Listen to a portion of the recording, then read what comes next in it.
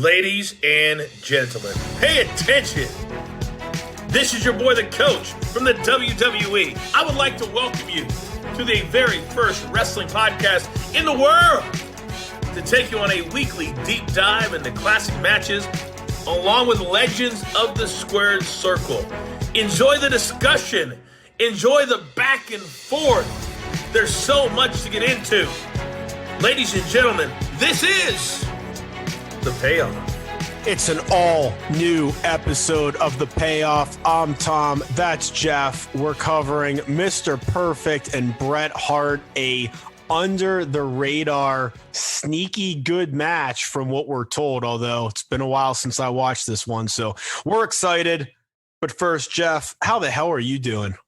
Yeah, it's just so much wrestling every week. We had Hell in the Cell was last night. We had, Takeover, a Takeover 2 weeks ago. At this point, we're on the, on the road to the in-person Money in the Bank. Just a ton happening. Just exciting though. I just get pumped, with summer wrestling though, because SummerSlam is, I think, Royal Rumble's good. Mania, but to finally feel like, you and I we're looking forward to the in-person, like we're ready to go. I'm excited. I'm excited to be a wrestling fan again. Well, what's interesting is traditionally you get through Backlash and then it's like the dog days of wrestling summer. It's like after WrestleMania, but it's like, man, I mean, obviously AEW is doing some great stuff. WWE's been, interesting enough, like good pay-per-views and, Road to SummerSlam is going to be very exciting. And we have fans back. You have the Vice documentaries, you have the A&E documentary, plus the Hidden Treasures. What else is, there's just so much stuff going on and it's not bad. So, in terms of like content, we're getting a ton of it and there's actually some pretty good stuff out there. It doesn't mean you have to watch every minute of it, but I got no complaints as a wrestling fan right now. Overall, I think there's a hell of a lot more good than bad happening.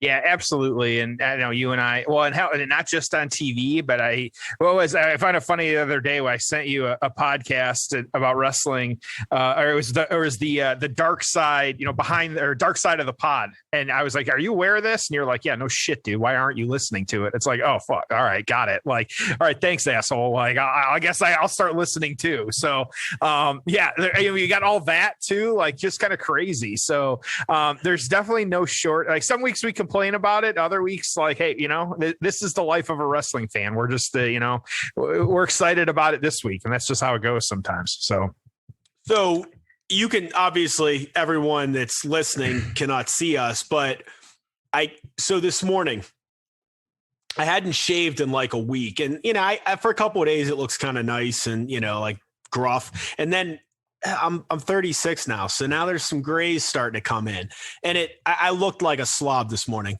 So I went downstairs.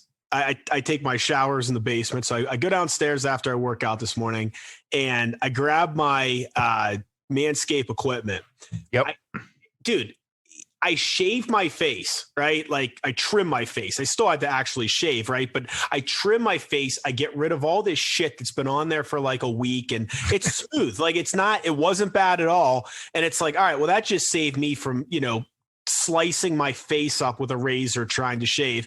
And then I'm actually this weekend headed out of town, going to be at a pool. So I'm like, probably need to, clean up the chest a little bit. So boom, do the chest.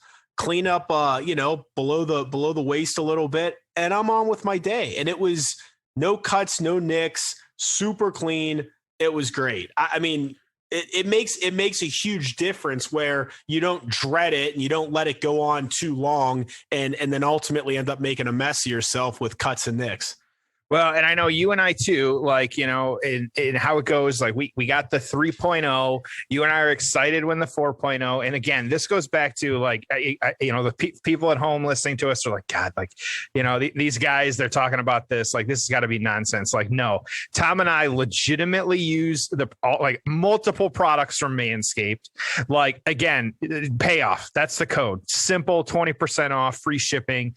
like you and I are still talking about like when we're going to upgrade to the 4.0. It's not going to be long. I got a feeling, even though I bought, my brother's birthday is in November, but I used the code, made sure, like, hopefully he doesn't listen to this and friends like telling him. So it's going to be a surprise. So nobody tell my brother that like he's getting a perfect package, whether he likes it or not. And so my sister-in-law can thank me for that. And so, but he's going to get that. But it's one of those products where like, Tom and I are no bullshit guys. I know a lot of you met us in StarCast. It's always funny. Listen, like StarCast feels like ages ago, especially when you hear like Conrad and stuff talk about it, and Jeff Jarrett, and the pod guys, or the dark side of the guys talking about it on the pod. But yes, this is one. Tom and I are no bullshit. We are not bullshitting you. It's 20% off at manscaped.com, free shipping. Just use the code payoff. There's all kinds of good products there.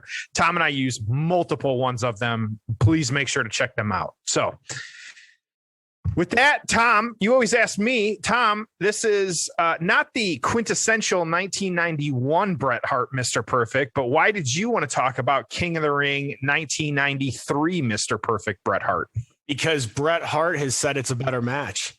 A lot of people say that this actually is the better match of these guys. Now, it's not IC title, Madison Square Garden, but SummerSlam. Yeah, dude, this was an awesome match. And I watched this pay-per-view live, a billion years ago, but so I don't remember much about it. I'm really looking forward to it.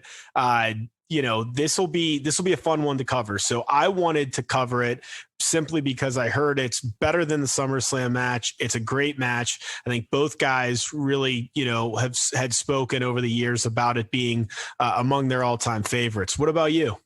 Yeah, this is one where I was looking at Hell in the Cell matches because we try and do seasonally based on kind of what's happening and stuff like that. And while there is good Hell in the Cell matches out there, like there isn't a ton of them. And just trying to slate something in that we haven't talked about a lot, like King of the Ring. Just like I was kind of looking at our list, I was like, shit, we need to talk King of the Ring. Like it's one of those pay-per-views I wish they'd bring back. They could be a multi-week thing. There could be great stories that happen with it. And so, but it's just one that for right now, like I think, talking about it, it just kind of works. Because the tournament idea, I know you and I have said on the show before, like why they don't do more tournaments and things like that. It would, get exposure and, help guys with that. And this is one where neither of these guys needed exposure, but like still good stuff. So yeah, I'm just a lot of good reasons to talk about this one. Agreed. Well, dude, let's jump right into it with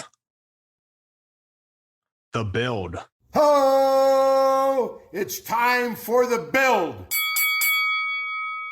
All right. So have we covered this show before? I don't believe so. I'll take a look real quick. I don't know why. The reason this might be fresh in my mind, and I don't think we have covered it, but the reason this is fresh in my mind is I actually went back not that long ago and watched the Hulk Hogan Yokozuna match just because I was like, I don't remember that match, and I'm really curious what happened. So as a reminder, this is the first King of the Ring pay-per-view. We've done King of the Rings before, but it was never one of the big pay-per-views. This now makes it the big five with the other four mainstays in the WWF. Yep. June 13th, 1993. We're launching a new pay-per-view. We're very excited about it.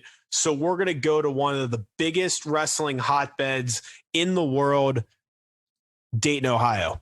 Heck yeah. It's the Nutter Center. There's 6,500.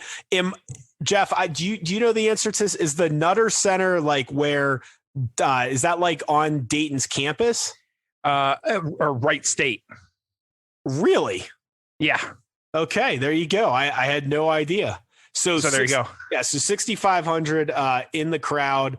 This is kind of a big show in the sense of we're rolling out this King of the Ring concept, big deal. And we have Hulk Hogan, Yokozuna coming off of WrestleMania 9's wild ending. Yes. So kind of a double main event here. We start off with Bret Hart defeating Razor Ramon. in a quarterfinal match, 10 minutes. Obviously, you're not going to get a bad match with those two in the ring. Mr. Perfect is going to defeat Mr. Hughes by DQ in 6 minutes. So Perfect advances, and he'll go up against Bret Hart. Bam Bam Bigelow defeated Jim Duggan in 5 minutes. Then Lex Luger in Tatanka ends in a time limit draw of 15 minutes. So now, Jeff, Bam Bam's going to get the bye, and he's going to go on fresh to face the winner of Bret Hart and Mr. Perfect, which is the next match that we would get, and we'll be covering. Then after that match, you have Yokozuna defeating Hulk Hogan with some interference in 13 minutes to win back the championship. Obviously, this would be Hulk Hogan's last, pay-per-view big-time match. He did do a European tour, I believe, after this, or he may have had a few matches after this, or maybe it was right before. But, dude, this is it on the big stage for Hulk Hogan. He's out of here, and as you remember, he was really out of wrestling for an entire year before he came back to WCW.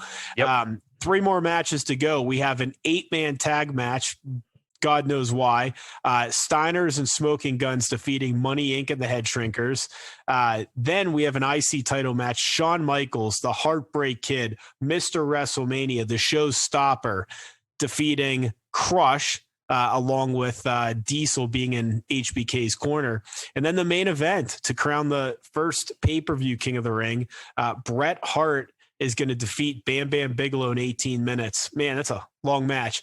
So Meltzer, and you'll obviously talk about the match and how it was received, of the show.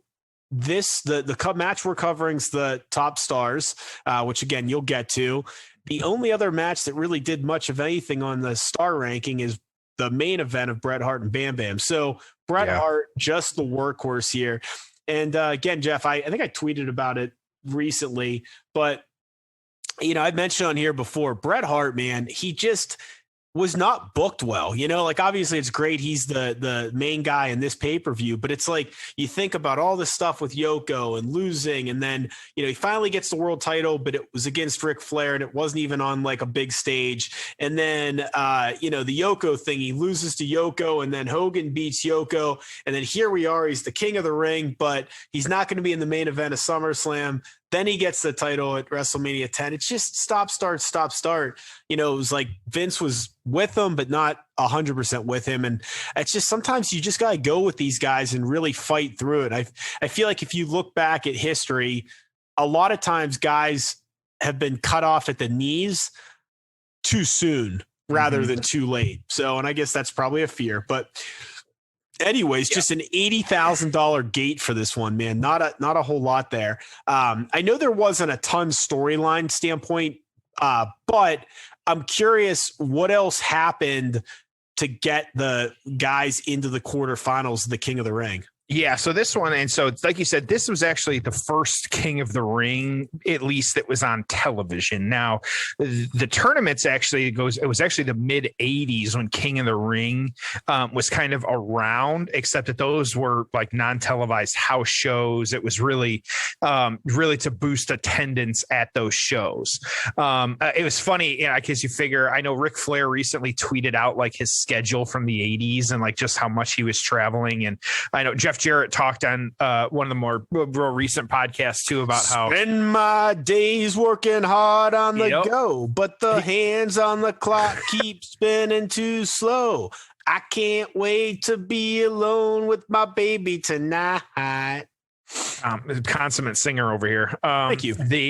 Like one of the gimmicks at the house shows that like they would do then, and this was like, I get butts in the seats with King of the Ring, was he was saying how like one of the stipulations, because he had to keep getting people coming around, was like they did like it was if Jerry Lawler won, like the entire audience got their money back. Like that was the gimmick for the day. Like, and so King of the Ring was at first that, but then it really was this show where you start 1993 where it became like an annual pay-per-view. So kind of interesting how it just all of a sudden, like we know it as one of the big five at the time. So, So it was King of the Ring June 13th, but like you said, how did we get here? Again, not a ton of true storyline, but like just how did each wrestler get in there? So yeah, Luger qualifying, he actually defeated Bob Backlund. It was just a regular match on Wrestling Challenge.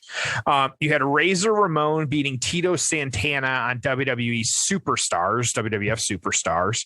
And then you had Jim Duggan, Hacksaw pinning. Always a big fan of Hacksaw, one of my favorite action figures because he had the plastic 2x4 with him as well too. But beating Papa Shango again on Wrestling Challenge to be entrant as well. So what happened? You know what happened to Papa Shango? This is actually a true story. He became a pimp.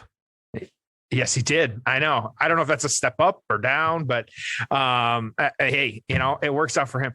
And I feel like too, I love sidebar with him. I love seeing him on any of these wrestling specials, especially like Charles Wright, the man, has been and seen it all. He has so many good wrestling stories. Like, that guy needs a podcast. Charles, you are invited to come on the Payoff anytime you want because he is such a storyteller. It's incredible watching him out there do. So, yes, of course. And then, it just great stuff. But anyway, so pitting Papa Shango, not quite the Godfather yet, but yeah. So Jim Duggan qualifying. So hold on.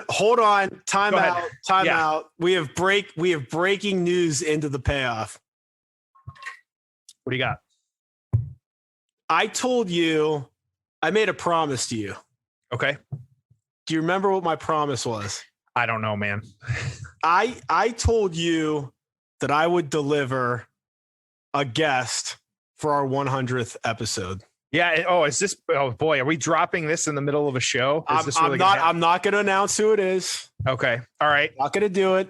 But you've got a response. I just received a message from someone that said that they would be excited and happy to do it. And look at that. I will let them know. I will get them on the calendar, and we have a guest for our 100th episode. Well, and the countdown, we haven't even talked about it much, but we are at this point 4 weeks out, 3 more weeks. We got 2 more episodes, and then number 100, which is just fucking crazy to think about. You and I've been doing this for 100 episodes, and we got 300 more in the bag. Like, do you see the shitty grin on my face? I actually do. People can't see you, and I've got you. Good. I got you a little. I'm not even telling you who it is. I'm excited. This is excited, you should be very excited. Dropping this in the middle of our King of the Ring show. Breaking news. We do. You're right. We have a list of like hundreds of matches, so we're just getting warmed up. So I did not mean to interrupt you, but I had to interrupt you. Hey, you know what? Breaking news. Like, here we go. So, all right. Okay. Yeah, of course. Papa Shango, we apologize to give you the credit. So Bam Bam Bigelow beating Typhoon on Monday Night Raw to be qualified here. So you had Tatanka actually facing Giant Gonzalez, El Gigante, if you will. And winning that one is actually like disqualified, which is how Tatanka got into that one. Now, Mr. Perfect, one of our competitors in this one, I did not realize this. Mr. Perfect had a series of 3 matches against Doink the Clown in order to qualify for King of the Ring. And so these guys had to go 3 different times. And so, because the first time they faced each other, the match was declared a draw when the time limit expired. It was only 7 minutes, but hey, that's okay. They had 2 weeks later, that was on WWF Superstars. 2 weeks later, they had a match on Wrestling Challenge, again, a time limit draw, another 7-minute match. Apparently that's the time limit draw on these ones. So then finally, the third match was ordered. No time limit on this one. Mr. Perfect finally pinning Doink the Clown to advance to the quarterfinals. So did not realize that the month-long battle that Doink and Mr. Perfect had in 1993, but here we are. So And so before this, though, Perfect actually had like just kind of, so that's how you kind of get everybody. I'll talk about Bret in a second here, but so you've got all the players in this. So Perfect before this, though, actually had a match with Luger, which he lost at WrestleMania.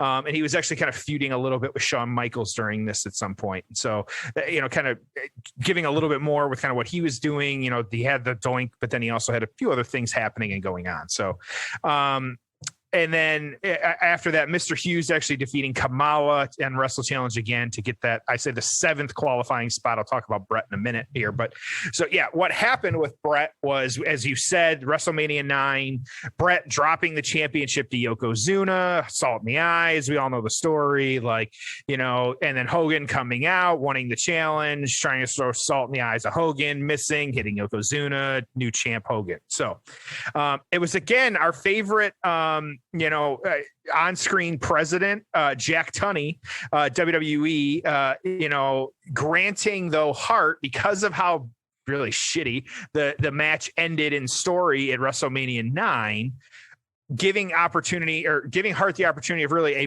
bye without having him to qualify and win a match in order to enter. So Jack Tunney, great president, doing deserved, did a good job there. And so giving that role, I think one of the best works ever, because we all thought he was truly the WWF president.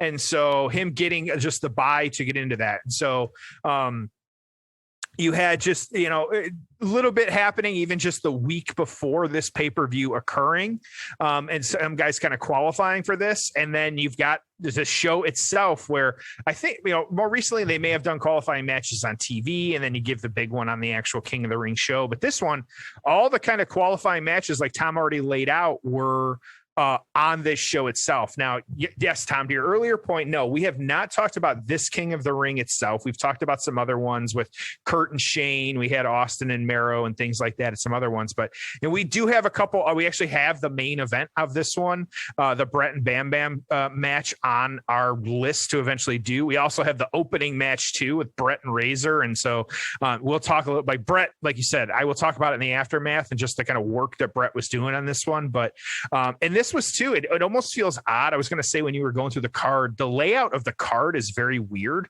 Like there was 3 matches after a Yokozuna Hulk Hogan match. Like that just seems odd, especially for that time period. Like why he would, like something like that would happen, because it's just weird. And they get, like you said, the weird tag match, and then Michaels and Crush, with no offense to either of them, but it's just kind of, what it was. So, and then the finals, which at least the finals was the final match of this card. So, yeah, other than that, that's it. We got some qualifying, not a ton, the story itself that doesn't need a lot, because King of the Ring just kind of lends itself to its own story. So, that's the build. I'm ready for this one if you are. I'm ready. Season what of Peacock? Where are we at, my God. This is the worst. So we are season 1, episode 1. The pilot. King of the Ring. King of the Ring 1993. We are at the 1 hour mark on the dot. So 1 hour mark, King of the Ring 1993, season 1, episode 1 for our US Peacock viewers, and just King of the Ring 93 for everyone else in the world. I'm jealous for everyone that is outside of the United States that can still use the WWE network, but Peacock's fine. So, all right, dude, you ready? Let's do it. Let's get down to business. It is time for, wait for it, the payoff. Ho! It's time for the payoff. All right, here we go. Mr. Perfect coming to the ring, looking pissed off. And so, Jeff, he's a babyface. Bret's a babyface. So interesting to see how they work this match. Mr. Perfect's not the heel anymore. He's kind of back in a babyface and back from retirement. Still looks like $1 million. And hurt. We didn't know it, but very hurt. Just dealing with a lot of that at this point. It feels weird too, because I feel like every time before we started researching this one, like the 91 match is the match that always comes to mind. And so to even think that they had another match that, hopefully it's going to live up to the hype here as we're kind of locking up in the center of the ring at this point. Like it just feels weird even thinking that there was another match like this. So something too, I was reading recently, I thought just to kind of fun, we were talking a little bit about like Bret, and I know Bret gets a bad rap and stuff like this out there, but and kind of Hogan and dealing with that. But I found a picture, it was actually on Instagram. Someone posted a old magazine where someone did a word association with Bill Goldberg of what he thought of certain wrestlers. Okay. And so, and I will save some of them for a future episode we have coming up, number 99. But for Hulk Hogan, who, of course, coming out of WrestleMania 9 and kind of screwing over Bret a little bit here, he said Hulk Hogan, and what Goldberg said was, he's Hulk Hogan. Like, that was the quote. That was all he gave. But then for Bret, he said consummate professional. Really? Yes. And so like one, he said Steve Austin, hopefully one of my next victims, Scott Steiner, a freak. But I wonder how much, like, we've all heard the stories. We know that, whoa, perfect. Big flip there, kind of selling. Like, is Bret like he cares so much about the business, which is why he gets a bad rap sometimes? Like, I still, even like, I think he drops the truth on a lot of stuff. I don't think he has some of the baggage that some other people might have in regards to like his, personal life outside of the ring. But like, why does he get shit on so much nowadays? Well, Bret comes across just a little negative and bitter. Mm-hmm. And I don't, it's tough because I don't know what he was like 20, 30, 40 years ago, right? So maybe he's always been this way. Maybe as he's gotten older, he's turned into this way. I will tell you, I can't imagine. I mean, obviously, he lost both of his parents. They were aging. But to lose your brother, to lose your brother-in-law, obviously some other people in the business, I think what's happened is a lot of these experiences have really hardened him, and it's just made him a little, just kind of somber. But I do think that in terms of podcast interviews or, TV interviews, I do think he comes across just, negative about the business and everything. But again, from his perspective, you can understand why, maybe he feels like the business failed him. His career abruptly ended from injury, and that's not the way he wanted his legacy to go. The Montreal Screwjob did a number on him, and he still carries resentment.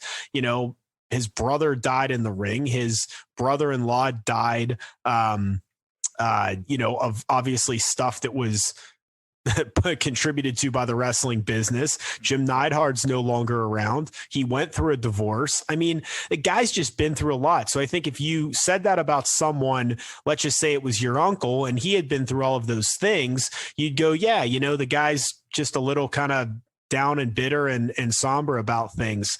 So that's part of it. I also think he takes the business very, very seriously. And so, you have the jokers that, oh yeah, it's all work and this and that. And, he just has a different demeanor about the business. He took it more seriously. He kind of thought it was all a shoot. He thought the champion was really the world champion and had to carry himself that way. So I get it, but I think that compared to a lot of other people in the business, he does come across a little bit, more down and negative. He speaks his mind, which, some of these guys, keep in mind, like some of these guys are working, right? So like, and I'm just going to use him as an example, but yep. Hulk Hogan, Hulk Hogan's working during those interviews, brother, right? Mm-hmm. Like, I mean, is he shooting? Nah, he's kind of making stuff up and working. And, there's still like, everything's kind of a work to a lot of people. And I think for him, it isn't, and he's never working and he's just being like brutally honest. But I wish he was more positive, but if I had been through everything he had been through in life, I don't know if I would be. I think that's super interesting too, because I think that especially like Dark Side of the Ring this season, I mean, all of them have kind of exposed or kind of show us like some of the shit they go through that we just don't know about. And I like Pillman especially, right? Like that was the one that really hit me. I was like, oh my God. I mean, you hear, oh, he's injured, no pain and this and that. And you're like, you just forget that his body's just completely screwed. And, it's not that these are like crack addicts. It's like they're taking these pills Right. because they're hurt. And the only way they can make money is if they work. And it was a different time like this in the like, I say like how they take care of themselves in the 90s was totally not even the same versus how they take care of themselves now in 2021 right now. And I mean, how you and I've talked about it, like so many of them, the stories we're hearing just about like how healthy so many of them are right now, like as they get back to a road schedule because they're not beat to shit. Like they've been able to take care of themselves and, be in one location, which you got, like, I mean, to have a year off, it's got to be incredible for some of them. So I think we could really see some special things moving forward here because of just the shape that so many of them in. I feel like Perfect was moving like it's almost like he was feeling it a little bit in this match. You could tell, just like he was wincing a little bit there. I feel like his movements aren't as crisp as maybe, of course, 1991, it's 2 years later, but these guys just kind of working each other right now, just kind of putting a stiff match, just kind of, really hitting each other hard at this point. So all in the ring as well, too. And I think, too, Bret does, I said earlier, Bret doesn't have some of the baggage like some other wrestlers have, a lot of people not a fan of Warrior, not a fan of, not a fan of Hogan, everybody and stuff like that. But Bret, like, boy, I think like when he unveiled like the title belt for AEW, like just having Bret do it adds such a, air of prestige to it because Bret's Bret. Like that, that's what it is. And so I thought that was incredibly smart. Like he doesn't have to get involved. He shows up in a leather jacket, with the Hart family logo on it. And that's all he needs to do, and Natty kind of carrying that a little bit too. It's cool, doing some of that same type stuff, but yeah. It's just interesting. And so, and I wonder too, like, this one too, we always talk about Bret in these matches. Do we give Mr. Perfect enough credit? Because like these two worked like, this is 2 years later after the 91 match. They're putting on a pretty good match right now. Oh yeah. Just kind of watching it like, and we've all heard the behind the scenes stories of like, he was literally perfect, like making the jump shots or the free throws or, the throwing the football 60 yards and stuff like that. Like no problem. Like, was he underrated? Well, two things. Number one is, we talk about this a lot, but most of the best characters, I won't say all of them, most of the best characters in wrestling were just an extension of who they actually were. And actually, both of these people are the same. I mean, Bret Hart kind of, his character is who he was. Yep. And then Perfect. I mean, yeah, you heard some of those stories. Oh, yikes. That was holy shit. I thought he was going the other way on that. Wow. And so this was, you had Hart on the outside, standing on the outside of the ropes. Perfect. It looked like he was going to flip him, like use the rope to spring him back into the ring. And it actually pushed him out like all the way across to the steel guardrail, like, that were like the open guardrail. And that looked, wow, that was a hell of a spot. Bret's selling right now too. Do they just not do replay at this point? Of the business. We haven't had that. Yeah. No quick cuts too. It's weird to feel, Kevin Dunn taking over everything at this point. Like after all the layoffs and stuff last month. Well, and I didn't read a ton of it yet. I actually want to dig a little bit more into it. But it just seemed like it made sense. I mean, they were consolidating a bunch of stuff. It's like they don't run their own network anymore and they're not really doing movies anymore. So you don't need three divisions, you put it all under one roof and you don't need as many people and it sucks. I think I texted you this, but it's funny, like growing up, I thought my dream job would be working for this company somehow, like not as a wrestler, but like just whatever, commentating or something in the office. And God, obviously there's some people that live out their dreams by being part of WWE and working for them. But a lot of them, man, it's like, it's not what it's like cracked up to be, and I don't know. That Perfect just did something that we don't always see every time. So Bret got his foot on the rope to break a pin. Oh boy, how Bret sells those fucking turnbuckle bumps. And Perfect just pulled his foot off the rope and then kept telling, and Hebner kept trying to count it. And it was it Rob Van Dam that tweeted, he said, every year after WrestleMania, people are let go and we're surprised every single time. Like he's right. This happens every single year.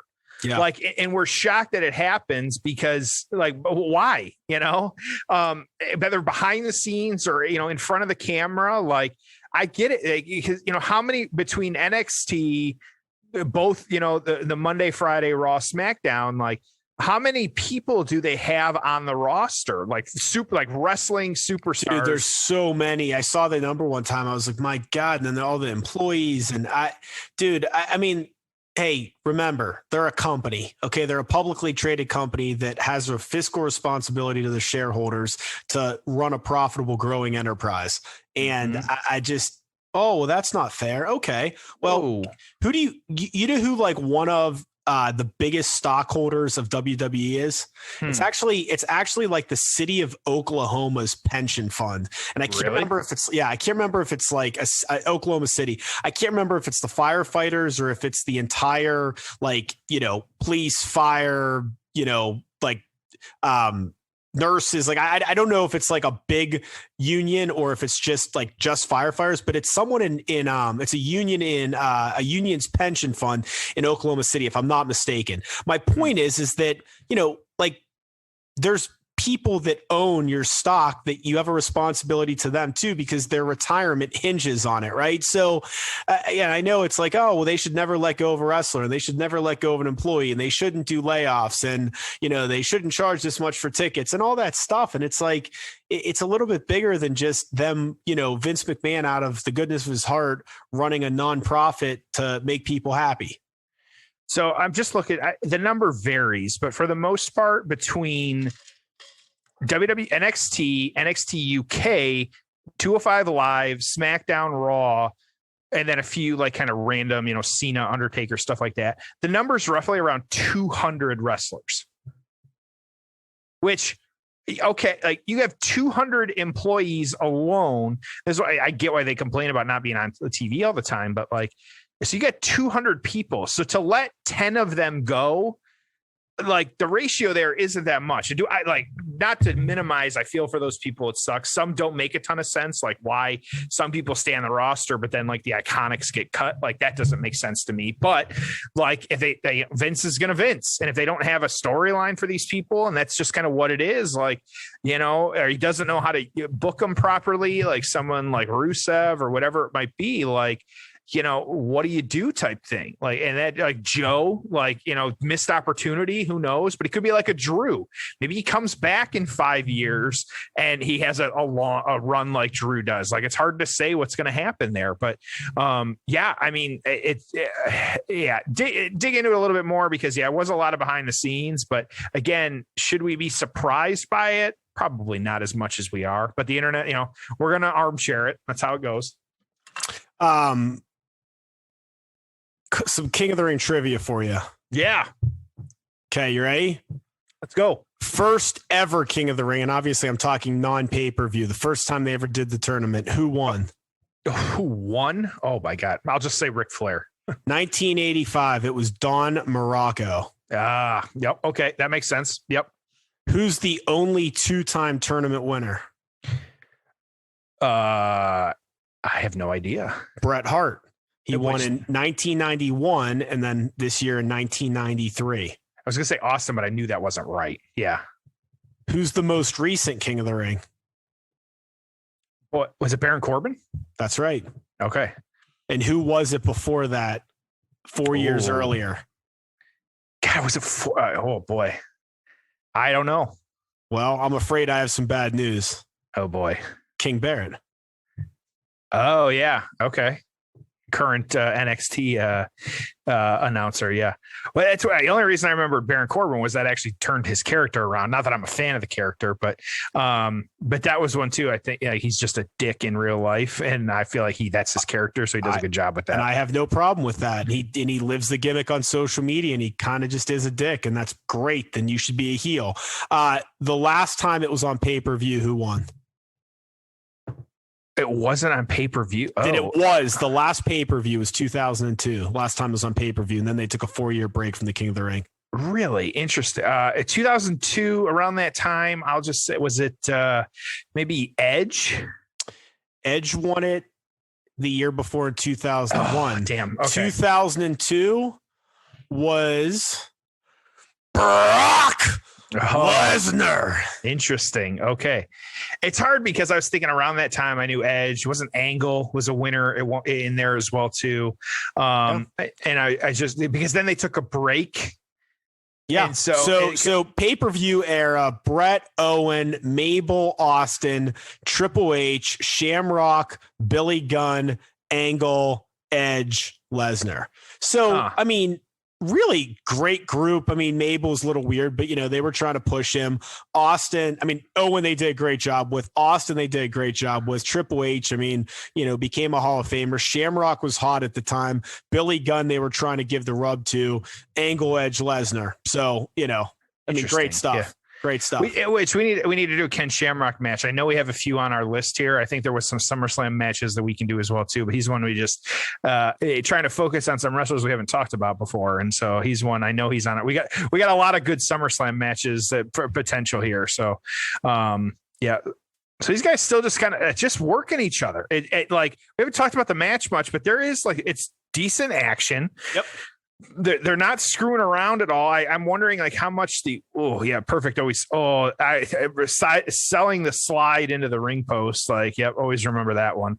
I'm wondering if it's playing up the face angle because you don't need to have two shitty heel or a shitty heel in this one. It just kind of works really well. Smooth transitions from Bret here too, just a bunch of different moves kind of going after Perfect. That was really good. These dudes could sell, that's for sure. Well, these are two. I feel like Bret is I feel like he just kind of pulled off a leg drop there real quick. It's still, even at this point, we're about 15 minutes in or so, just really I mean, it just everything looks like he's just snapping every move. It just looks really good. He's still really fast. Yeah, crisp. Just everything about him, just looking really good right now. How old do you think Kurt Hennig was when he passed away? Do you know? Was he got to be young, maybe 38, 44? Like really? Yeah. I'm crazy though, man. I mean, it's just that's so young. I mean, it's young for anyone, but I mean, wrestling now, you see all these guys are still going strong in their 40s, maybe part time, but. Well, and because a couple of weeks ago was Roman's birthday, and Roman turned 36. Oh, I didn't realize he was that old. I was surprised he was that young. Oh, really? Okay. Yeah. Okay. You and I are opposite. When I saw he was 36, I was like, "Are you kidding me?" I feel it's just one of those we've seen him for so long, but when he debuted, he was just young kid, and so now though I feel like God, I just turned 37, and I got to get my life together. Motherfucker's been champ a few times. It's it gets me back in the gym, gets me motivated and stuff like that. And so, just crazy to think that was the case. Some of these guys, it's just their ages, it defies logic for me. Oh, whoa, there we go. Well, I'll tell you something else, that's kind of tied to this, but someone made a good point on Twitter and I can't remember who it was, but basically it was after the Shawn Michaels A&E thing. And they said, he could have been Brian Pillman. Yeah. I mean, he could have easily been Brian Pillman. I just, it was, obviously there was nothing in the HBK documentary. I was like, oh my God, I didn't realize that. But I'm watching that and I'm like, I just didn't realize how bad it was because he was kind of out of sight. But it's when he's gone after he loses to Austin, he's just sitting around popping pills all day, in a ton of pain. It's just crazy. You just don't realize what's going on when you don't see these guys on TV. And hell, even when he was on TV, he was, messed up. And I just, it was sad, but it was just crazy to think about. It's that actually, I mean, it could have been him. He could have just at some point, so many of them not woken up, Well, and we got this as we've been talking here. We got a finish to the match. It was kind of Perfect. Got a little inside cradle there that Bret reversed again into an inside cradle and 2 and then 3 count. And Bret beating Perfect here, and so, but Perfect. I say not no sell, but just a quick finish. And so each guy's almost a little protected here. Perfect didn't go out on his back or anything like that, but kind of playing pissed off and stuff like that. Yeah. Okay. Yeah, overall though, not bad. Pretty good match, man. I enjoyed it. Getting a face off here. All right. So if you're ready, All right. It's time for the aftermath. Ho! It's time for the aftermath. All right. What'd you think? That was not bad. I think I prefer the SummerSlam match over this one, but at the same time, like, it was still like that is one of those matches where we've talked about it before on the show. Like, if you want to show someone, and I would include this match in this, if you want to show someone just a solid in-ring performance and like a good, like, actual wrestling match, this was one of them. Okay. But I feel like this kind of lives up to that. I just prefer the SummerSlam one, but it may be because that one's just so ingrained in kind of my brain, and it's what everybody goes to. But there wasn't a bad spot in that match at all for me. No, it was, really good. I liked it too. I really liked the finish. I thought that was, I know we were talking, but that was a really good finish too with, kind of a reversed small package, if you will, but just rolled him over. And that was a lot of fun. There's some good spots in that match, man. They kind of went balls to the wall. It was fun. And here's the thing. If like you're ordering that pay-per-view and that's just in the middle of it and and you're still, have Hogan and Yoko, and you still have the main event of Bret Hart and Bam Bam, and it's a pretty good show. Mm-hmm. Yeah, absolutely. So what happened after here? Kind of, what was going on? According to the kind of rumor sheets and kind of, what Bret has said before, that he was actually supposed to win the championship from Hogan at SummerSlam just really a couple months after this one. But as we know, how much better would Hogan Bret have been than the Yoko thing, right? Oh my God. How good, you get that, you somehow get to, Hogan Bret SummerSlam. Oh, it would have been incredible. But unfortunately, Hogan dropped the title to Yokozuna on this show, just the kind of next match and things like that. So actually at Hart, who, ends up beating Bam Bam Bigelow in the finals here, spoiler for a future episode, immediately at Hart's actually coronation, started feuding with Jerry the King Lawler, kind of going after the Hart family, doing all these other stuff. And so the two of them actually then continued feuding through SummerSlam of that year to determine the undisputed king of the World Wrestling Federation. And so it was Hart actually won that match via the sharpshooter, but then wouldn't break the hold. And so it was reversed to Lawler winning because of a DQ. That's one that we may actually have to add to the list because it was actually the feud of the year by both PWI and the Wrestling Observer newsletter. And so the Hart Lawler. So that may be one that you and I have to revisit and add to the list. So Perfect, though, at SummerSlam, I went on to compete against Shawn Michaels. He actually had a match for the Intercontinental Championship, but lost due to count out. It was actually Michaels' bodyguard Diesel, who, as we all know, kind of helping him to win that one. And again, I think I watched the Two Brothers, their network special. Have you had time to watch that one? Because that one was pretty good. The Diesel Bret, the Diesel Shawn. Yeah. Two dudes with attitude, or I think. Yes. I don't know. Yeah. I think that's what they called it. Yeah. Also, always good stuff. Yeah, always good stuff. I mean, it's not. There's nothing where you're like, oh, I never knew that, but it was good. I really enjoyed it a lot. Yeah, absolutely. So he was actually supposed to be a member of Razor Ramon's Survivor Series team, but he actually got replaced with Randy Savage. He was injured, so that was kind of the storyline there. Made an appearance as a special guest referee at WrestleMania 10, the match between Lex Luger and Yokozuna, and kind of dealing with that. And so he was actually supposed to start a rivalry with Lex Luger after that, because of kind of what played out both at WrestleMania 10 and when these guys had a match at WrestleMania 9.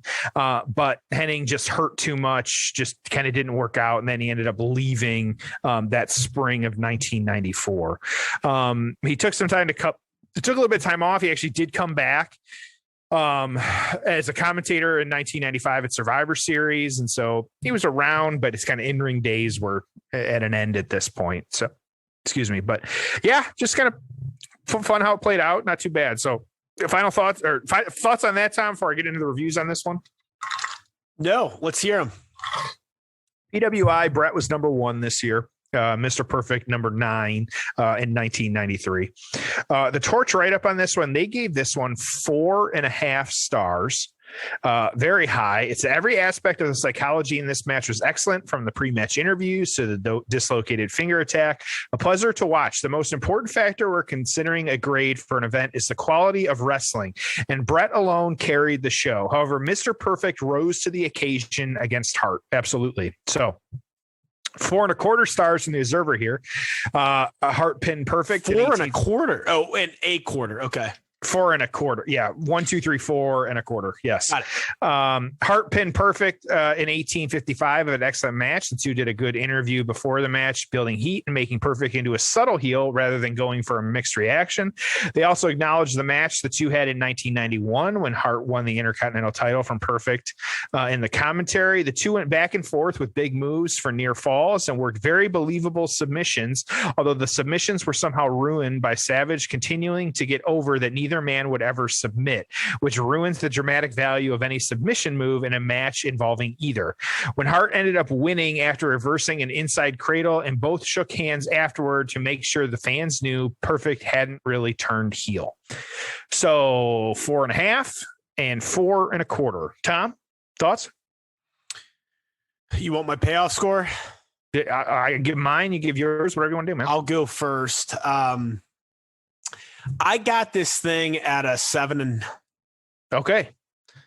Really good match. The negatives are, no major build to it, no major aftermath. It kind of just was a match. But, in the context of a King of the Ring tournament, the first one on pay-per-view, a lot of stuff going on, Bret trying to kind of rebuild himself after the WrestleMania 9 chaos. And yeah, I thought it was pretty solid. And I guess, probably the last great match of Mr. Perfect's career.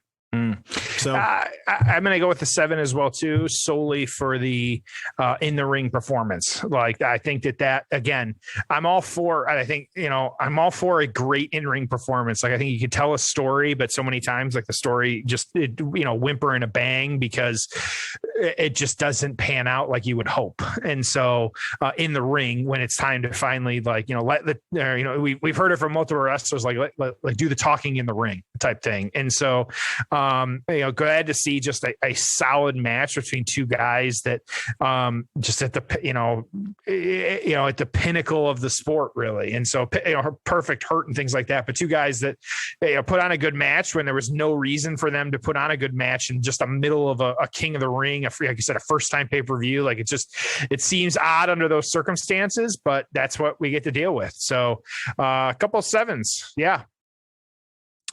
Nothing Final thoughts? Nope. No, enjoyed it. Really, really good match. I think what's cool about it is, you could tell that both of them wanted to have a great match, right? Like, they obviously went out there and said, all right, we want to, tear down the house. We want to have the best match on the show. So I love that. I love the fact that, they really wanted to do that, and hell of a match. What about you? Yeah, absolutely. I think it's just one. Again, it had no Bret too. You got to remember Bret putting on 3 matches this night. So it was actually, he had a match. He's got another match coming up. But to go out and do this, it's just good stuff. Hey, it's good wrestling. That's all you can say. Yep. Agreed. All right. Well, another episode in the can. And as always, thank you for listening. Subscribe, tell your friends, give us 5 stars. You know the drill, and we appreciate it. And, go buy something over at Manscaped, code PAYOFF. Otherwise, 20% off. 20% off, free shipping. Otherwise, we will look forward to seeing you next week as on an God, all-new episode of as my witness, The Payoff. he is broken in half. Jeff, been waiting a long time to cover this one, my friend. Yeah.